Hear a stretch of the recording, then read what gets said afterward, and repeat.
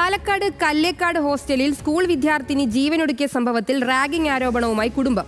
Senior വിദ്യാർത്ഥികൾ മർദ്ദിക്കാൻ ശ്രമിച്ചിരുന്നതാണ് രുദ്രയുടെ മരണത്തിന് കാരണമെന്ന് കുട്ടിയുടെ പിതാവ് രാജേഷ്.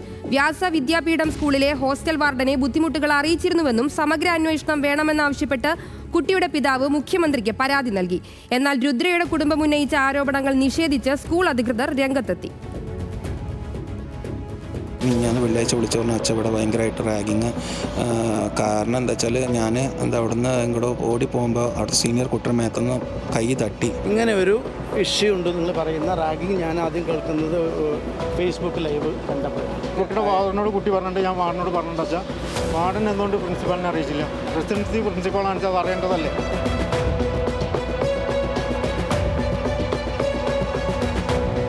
കല്ലേക്കാട് വ്യാസവിദ്യാപീഠം സ്കൂളിലെ +1 വിദ്യാർത്ഥിനി രുദ്രയെ ഇന്നലെ രാത്രി 9 മണിയോടെയാണ് ഹോസ്റ്റൽ മുറിയിൽ ജീവനൊടുക്കിയ നിലയിൽ കണ്ടെത്തിയത്. രുദ്ര ജീവിതം അവസാനിപ്പിക്കാൻ കാരണം സീനിയർ വിദ്യാർത്ഥികളുടെ റാഗിംഗ് ആണെന്നാണ് രുദ്രയുടെ പിതാവിന്റെ പരാതി. എല്ലാവരും ഫുഡ് കഴിക്കാൻ പോയപ്പോൾ ഇവൾ ഒറ്റയ്ക്ക് ഇരുന്ന ടൈമിലാണ് ഇങ്ങനെ സൂസൈഡ് ചെയ്തിട്ടുള്ളത്. അതിന് കാരണം എന്നോട് റാഗിങ്ങിൻ്റെ മിഞ്ഞാന്ന് വെള്ളിയാഴ്ച വിളിച്ചു പറഞ്ഞ അച്ഛൻ ഇവിടെ ഭയങ്കരമായിട്ട് റാഗിങ്.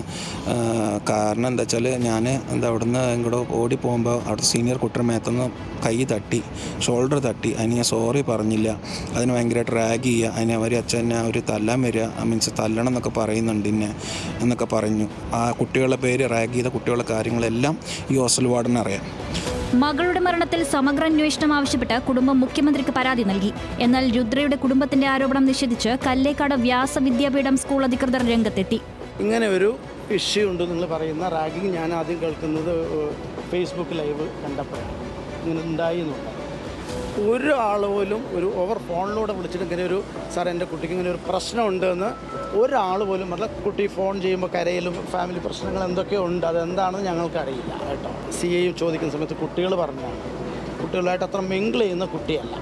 സ്കൂളിന്റെ വാദം തെറ്റാണെന്ന് രുദ്രയുടെ ബന്ധു പറഞ്ഞു. ഇന്നലെ രാവിലെ ആ കുട്ടിയുടെ അച്ഛൻ സംസാരിച്ചു, വാർഡനടുത്ത് സംസാരിച്ചു. അപ്പോൾ വാർഡും പറഞ്ഞു കുഴപ്പമില്ല, അതൊക്കെ സോൾവ് ആക്കി ആ വിഷയമില്ല, ഇപ്പോൾ കുട്ടി ഹാപ്പി ആയിട്ട് നടക്കാൻ കുഴപ്പമില്ല പറഞ്ഞു.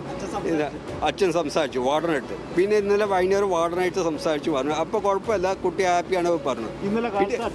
കാലത്തും വൈകുന്നേരമൊക്കെ വിളിച്ചു. പക്ഷെ രാത്രി ഇതാണ് സംഭവിച്ചത്. കുടുംബം നൽകിയ പരാതിയിൽ പാലക്കാട് ടൗൺ നോർത്ത് പോലീസ് അന്വേഷണം ആരംഭിച്ചു.